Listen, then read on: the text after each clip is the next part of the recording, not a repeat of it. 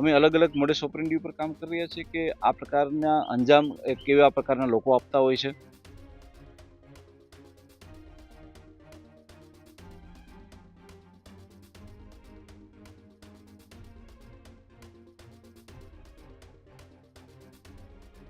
એવી કઈ ગેંગો હોય છે કે જે કોઈ એવા વિસ્તારમાંથી આવતી હોય છે કે જે આ પ્રકારનો અંજામ આપતી હોય છે.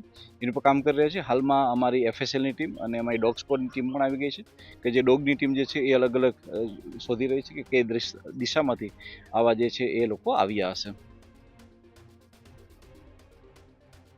આજકાલ રાજ્યમાં લૂંટફાટ, મર્ડર, દાદાગીરી આવી બધી ઘટનાઓ દિવસે ને દિવસે વધતી જતી હોય છે.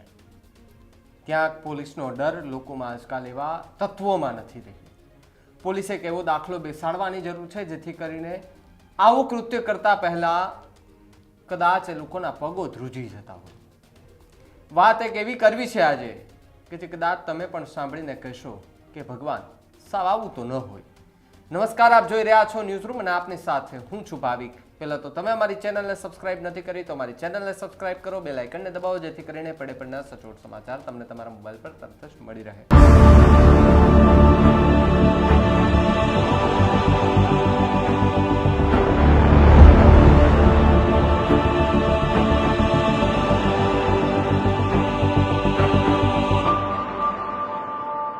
વાત બનાસકાંઠાની છે કે જ્યાં બનાસકાંઠા જિલ્લાના લાખણીના જસરા ગામમાં એક હત્યાનો બનાવ બન્યો છે અને આ હત્યાનો બનાવ SMCના PI એવી પટેલના માતા પિતાની હત્યા કરવામાં આવી. તમે વિચાર કરો કે સામાન્ય માણસ હોય, એમના મર્ડરો, એમને લૂંટફાટ, એમની સાથે એમની સામે દાદાગીરી કરતા આવારા તત્વો જોયા હશે, પણ હવે તો પોલીસના ઉચ્ચ અધિકારીઓના માતા પિતા પણ સેફ નથી.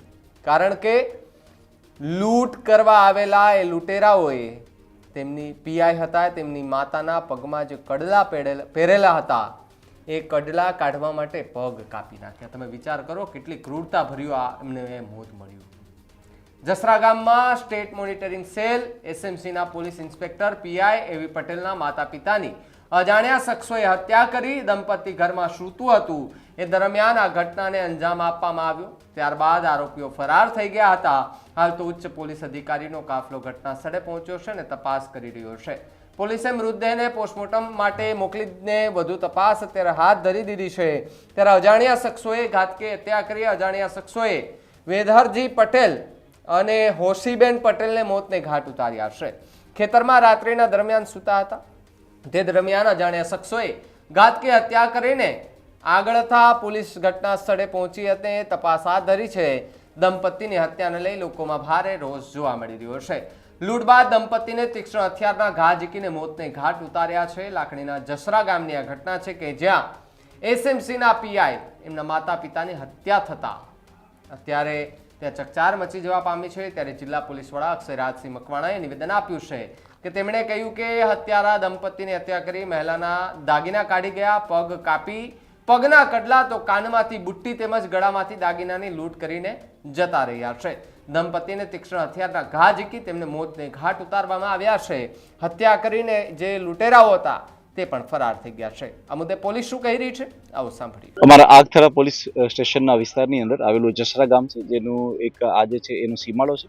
ખેતરની અંદર ઘર બનાવેલું છે અને આની અંદર વરદાજી મોતીજી પટેલ કે જે અમારા એક પોલીસ ઇન્સ્પેક્ટરના પિતાશ્રી પણ છે, તેમના માતાનું અને તેમના પિતાનું આ બંનેનું જે છે એ મર્ડર થયેલું છે. મર્ડરની અંદર જે પ્રાથમિક દ્રષ્ટિએ લાગે છે એ પ્રમાણે પગના જે કડલા પણ કાપીને લઈ ગયા છે અને કાનની બુટીઓ અને સાથે સાથે ઘરની તિજોરી તોડેલી છે. હાલમાં પ્રાથમિક દ્રષ્ટિએ એ ચોક્કસપણે એવું બની શકાય એવું છે કે જે વ્યક્તિ આવેલા હશે તેણે ચોરી અને લૂંટના આશયથી આ ઘટના કરેલી છે. કારણ કે એમના ગળામાં પહેરવાના અને કાનમાં પહેરવાના સાથે સાથે પગમાં પહેરવાના ઘરેણાને બી કાપીને લઈ ગયા છે એવું છે. અમે અલગ અલગ મોડસ ઓપરેન્ડી ઉપર કામ કરી રહ્યા છીએ કે આ પ્રકારના અંજામ કેવા પ્રકારના લોકો આપતા હોય છે. એવી કઈ ગેંગો હોય છે કે જે કોઈ એવા વિસ્તારમાંથી આવતી હોય છે કે જે આ પ્રકારનો અંજામ આપતી હોય છે. એની પર કામ કરી રહ્યા છે. હાલમાં અમારી FSLની ટીમ અને અમારી ડોગ સ્કોડની ટીમ પણ આવી ગઈ છે કે જે ડોગની ટીમ જે છે એ અલગ અલગ શોધી રહી છે કે કઈ દિશામાંથી આવા જે છે એ લોકો આવ્યા હશે. અમે તમામ એંગલો ઉપર વર્ક રાખીને કામ કરી રહ્યા છીએ અને મને વિશ્વાસ છે કે અમારી LCB SOG અને અમારી સ્થાનિક ટીમ જો છે એ ટૂંક સમયમાં આ હત્યાના ભેદને ઉકેલી નાખશે. સાથે સાથે એવું પણ જાણવા મળ્યું છે કે મોડી રાત્રે થયેલી આ હત્યાની ઘટનાને લઈ બનાસકાંઠાની એલસીબી, એસઓજી, એસપી સહિતની ટીમો ઘટના સ્થળે પહોંચી હતી. પોલીસની પ્રાથમિક તપાસ બાદ લૂંટારાઓએ ઘટનાને અંજામ આપ્યો હોવાનું ખુલ્યું છે.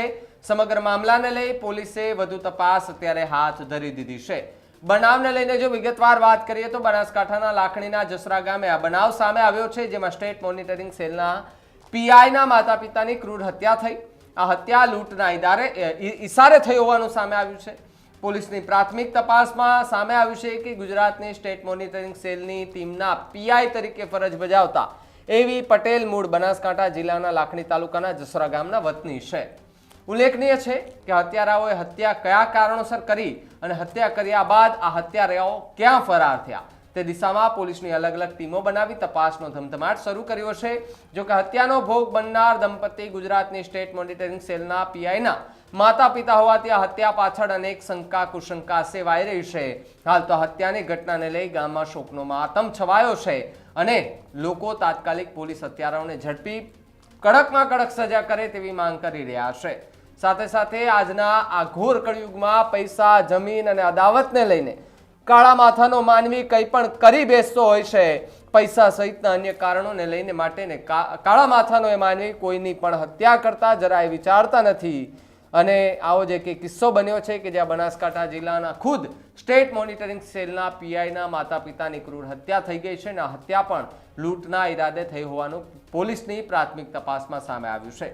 ગુજરાતની સ્ટેટ મોનિટરિંગ સેલની ટીમના પીઆઈ તરીકે ફરજ બજાવતા એવી પટેલ મૂળ બનાસકાંઠા જિલ્લાના લાખણી તાલુકાના જસરા ગામના વતની છે અને આ આખી ઘટના બની પોલીસે તપાસ પણ કરી. ત્યારબાદ વિપક્ષ આ મુદ્દે સતત સવાલો ઉઠાવી રહ્યું છે. ત્યારે કોંગ્રેસ નેતા અમિત ચાવડાએ આ ઘટના પર પ્રતિક્રિયા આપતા કહ્યું કે ગુજરાત સ્ટેટ મોનિટરિંગ સેલમાં ફરજ બજાવતા પોલીસ ઇન્સ્પેક્ટર એવી પટેલના માતા પિતાની ક્રૂર હત્યાના સમાચાર અત્યંત દુઃખદ અને આઘાતજનક છે. પરમાત્મા તેમના દિવ્ય આત્માને શાંતિ તેમજ સદગતિ અર્પે એવી પ્રાર્થના કરીએ છીએ. રાજ્યમાં કાયદો વ્યવસ્થાની પરિસ્થિતિ ખાડે ગઈ છે. હત્યારા, ગુંડા અને લૂંટારાઓ બેફામ બન્યા છે. પોલીસ અને સરકારનો કોઈ પણ જાતનો ડર રહ્યો નથી. કોઈની પણ સલામતી રહી નથી. રાજ્યની જનતા ભગવાન ભરોસે છે.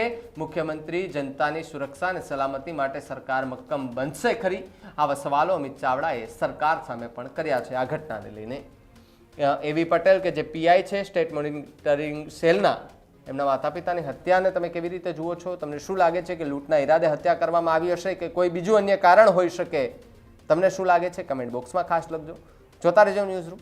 નમસ્કાર.